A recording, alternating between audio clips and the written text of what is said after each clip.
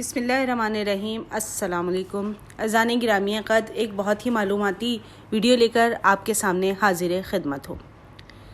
اذان گرامی، سوچنے کی بات ہے کہ اہل کتاب ہونے کے باوجود انسان یہودی، عیسائی اور مسلمان قوموں میں کیسے تقسیم ہوئے۔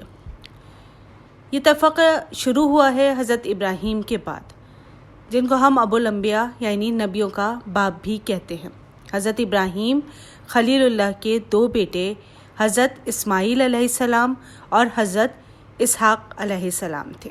حضرت اسماعیل علیہ السلام کو انجیل میں نبی نہیں بتایا گیا، اس لیے عیسائی حضرت اسماعیل علیہ السلام کو نبی نہیں مانتے، لیکن مسلمان حضرت ابراہیم کے دونوں بیٹوں کو نبی تسلیم کرتے ہیں۔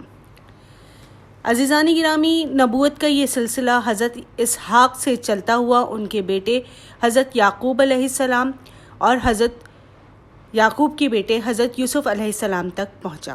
اس کے بعد یہ سلسلہ چلتا رہا، جن میں مشہور و معروف حضرت یونس علیہ السلام، حضرت داؤد، حضرت ہارون علیہ السلام، حضرت موسیٰ علیہ السلام، حضرت سلمان علیہ السلام، حضرت زکریا علیہ السلام، حضرت یحییٰ علیہ السلام اور حضرت ابراہیم کے بیٹے حضرت اسحاق شامل ہیں۔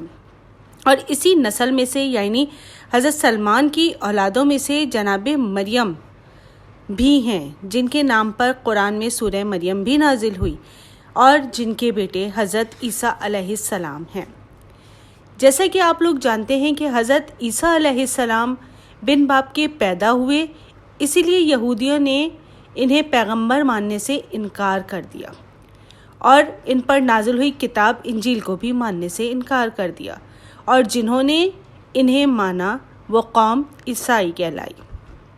پھر ایک طویل عرصے بعد عرب کے ایک قریش قبیلے بنی ہاشم، جو کہ حضرت اسماعیل کی نسل میں سے تھا، اس میں ہمارے پیارے آخری نبی حضرت محمد مصطفیٰ صلی اللہ علیہ وآلہ وسلم کا نزول ہوا، جن کو عیسائی اور یہودی دونوں نے ماننے سے انکار کیا، کیونکہ وہ لوگ حضرت اسماعیل کو نبی نہیں سمجھتے تھے، اور ان کا یہ بھی ماننا تھا کہ جب سارے نبی حضرت اسحاق کی نسل سے آئے ہیں تو آخری نبی حضرت اسماعیل علیہ السلام کی نسل سے کیسے آ سکتا ہے۔